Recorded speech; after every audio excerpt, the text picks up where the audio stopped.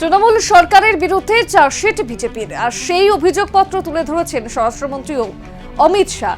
এই অভিযোগপত্রের মূল আকর্ষণ হলো মমতা বন্দ্যোপাধ্যায়ের 3 মেয়াদের 15 বছরের শাসকের অবনতির খতিয়ান। ফোনে যোগাযোগ করতে পেরেছি কংগ্রেস মুখপাত্র চন্দন ঘোষ চৌধুরীর সঙ্গে। আপনাকে স্বাগত জানাই বাংলা জাগোয়।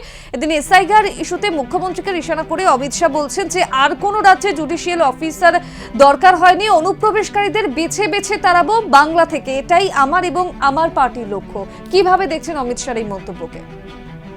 অমিত শাহ যেভাবে রাজনীতিটা করছেন সেটা খুব স্বাভাবিকভাবে বোঝা যাচ্ছে। অমিত শাহ শিষ্য পশ্চিমবাংলায় শুভেন্দু অধিকারী যে পদ্ধতিতে রাজনীতি করছে, হুমকির রাজনীতি এবং কোনো নীতিকে ক্ল্যারিফাই না করে ইলেকশন কমিশনকে ব্যবহার করে একটা শেষ চরম পর্যায়ে পৌঁছেছেন। সহ্য সীমার প্রায় শেষ প্রান্তে বাংলার মানুষ। তার কারণ যে হ্যারাসমেন্টের প্রসঙ্গটা উঠছে, আমি তাড়াবো, কাকে তাড়াবেন, কোথায় তাড়াবেন?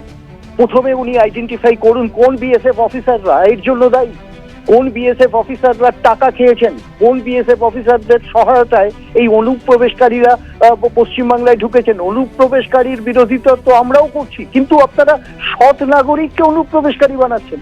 এরকম এভিডেন্ট একবার না বারবার আপনারা কাউকে মৃত, কাউকে অনুপ্রবেশকারী, কাউকে ফেক ভোটার, কাউকে বিভিন্ন আইডেন্টিটিতে সম্পৃক্ত করে তাদের দুরবস্থা তৈরি করছেন। এগুলো তো বাস্তব অসহায় মানুষের সুযোগ দিচ্ছেন, আর সেটা স্বরাষ্ট্রমন্ত্রীর চেয়ারে বসে।